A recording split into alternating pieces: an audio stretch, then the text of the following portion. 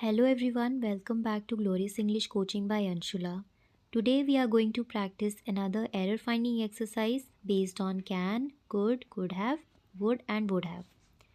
So let's start with the first sentence. If she would listen carefully, she would understand the concept. अगर वह ध्यान से सुनती तो कॉन्सेप्ट को समझ जाती, यानी कि उसने कॉन्सेप्ट को सुना नहीं और उसको समझ में नहीं आया। तो इस केस में हम वुड का यूज़ करेंगे।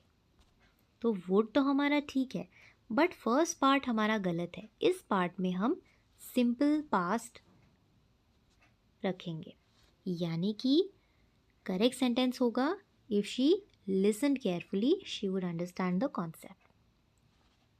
Next, I could not to solve the question yesterday. क्या हम कुड नॉट के बाद टू का यूज़ करेंगे? It's not required. Could not and then directly verbs first form. So the correct sentence will be I could not solve the question yesterday. could not बिल्कुल ठीक है क्योंकि हम पिछले कल की बात कर रहे हैं, तो could हमने यहाँ पर ठीक यूज़ किया है. Next, he would have ate the cake if you had offered him.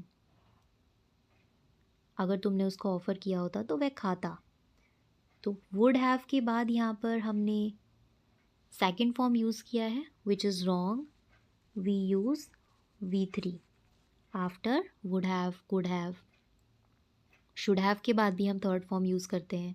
Must have के बाद भी third form. Have, has, had के बाद हम थर्ड फॉर्म यूज़ करते हैं. Anyway, coming back, the correct sentence will be he would have eaten the cake. Eat, ate, eaten is the third form if you had offered it to him और if you had offered him, जैसे कि यहाँ पर लिखा हुआ है.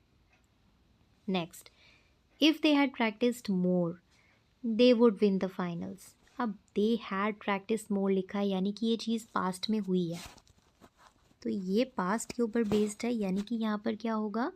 they would have. तो इस केस में हम यहाँ पर would have का यूज़ करेंगे.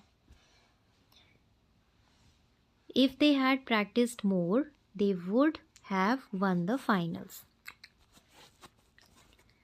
Next sentence, she can have completed the report by now.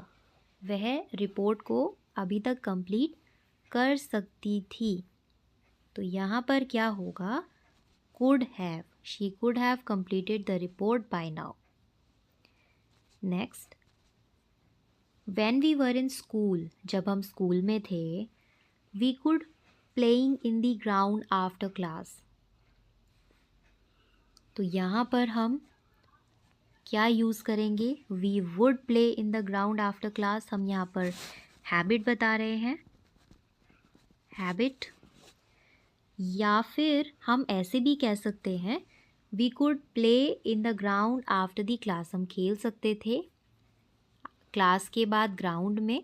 Depend करता है जो आप मीनिंग बोलना चाहते हैं उसके ऊपर. Next, if I were informed earlier I would have attended the seminar.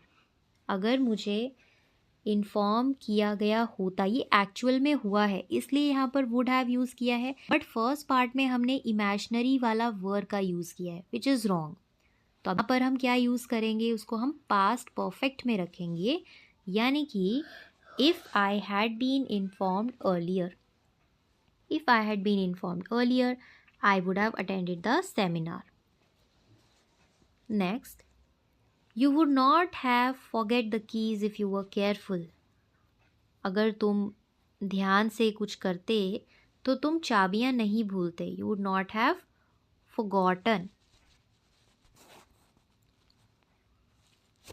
You would not have forgotten the keys if you had been careful. क्योंकि ये चीज़ एक्चुअल में हुई है तो हम इमेजिनरी का वर्ड यहाँ पर यूज़ नहीं करेंगे. तो यहाँ पर दो एरर्स थे. The first error was wrong form of verb was used here, and the second one, imaginary verb was used here.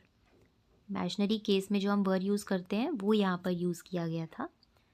So we don't need to use verb here, which is used in the case of imaginary situation.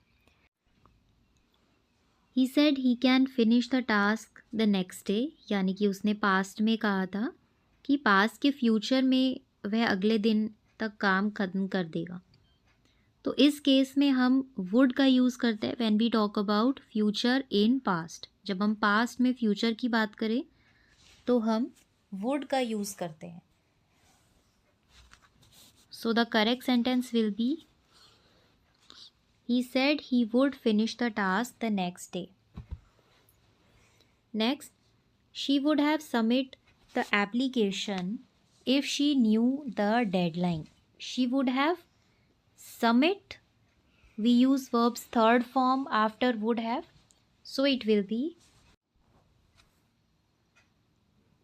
she would have submitted. Verbs third form. She would have submitted the application if she had known the deadline. और यहाँ पर भी हम past perfect का use करेंगे। if she knew की जगह क्या आएगा, if she had known, क्योंकि ये चीज़ actual में हुई थी। she would have submitted कि वो करती past में if she had known the deadline. So this is the last sentence and it was the last part of the exercises. Stay connected for more videos. Bye bye.